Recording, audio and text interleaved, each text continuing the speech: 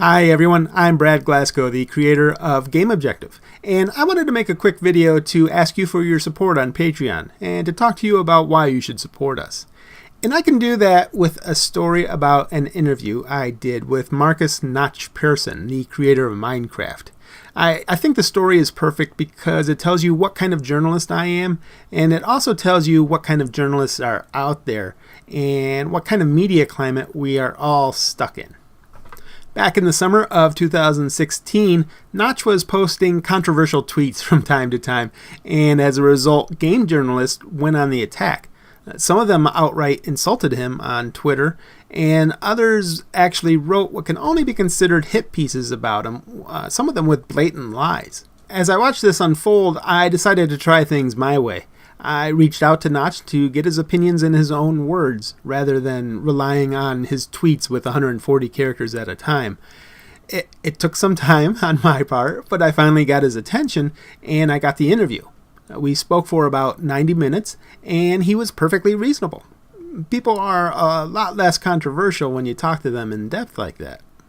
So that was the big interview for me. Notch is the creator of the second biggest game of all time. The first is Tetris.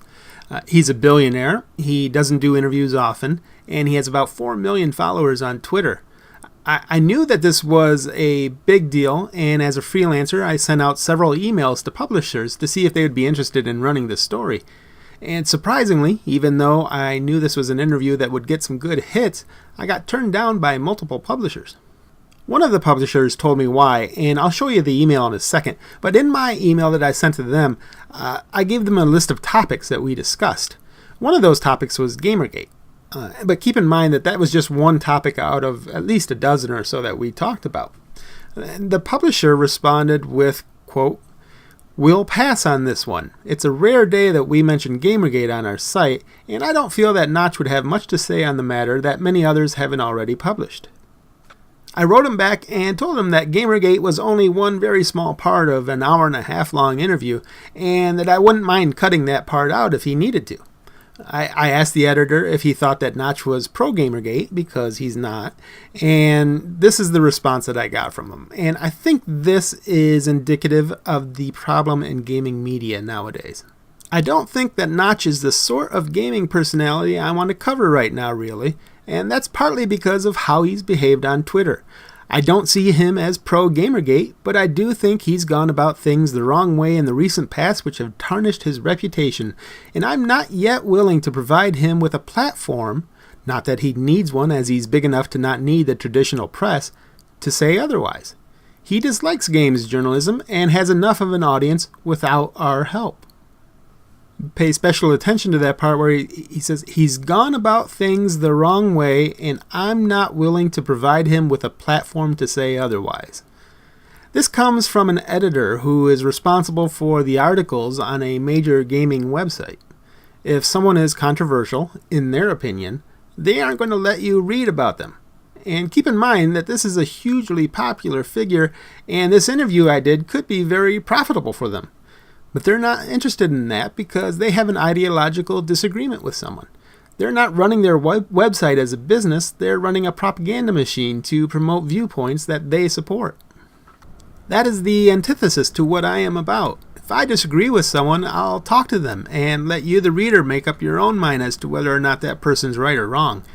You're the reader or the watcher, and when I write or make a video, I'm doing it under the assumption that you're smart enough to form your own opinion.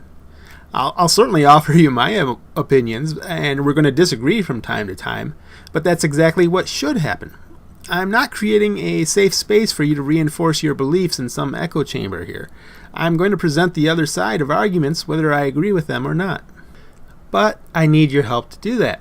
As we're just starting out, we can't rely on advertising dollars to help pay the bills.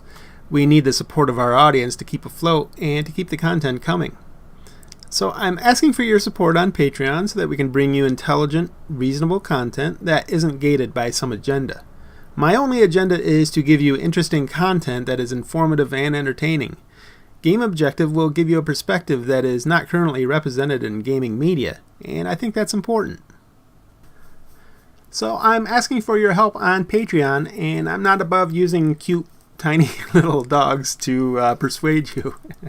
But even if you can't donate to us on Patreon, hi Coco. Even if you can't donate, you can support us in several ways. You can visit our website at gameobjective.com. You can subscribe to us on YouTube. You can leave us a comment on our articles or our videos. Let us know what you like, what you didn't like. We appreciate all feedback. You can also follow us on Twitter. We appreciate that. I will leave links in the video description below to make that easy for you. Thank you for watching. Thank you very much. I appreciate your time, and I appreciate your consideration here. Have a good one.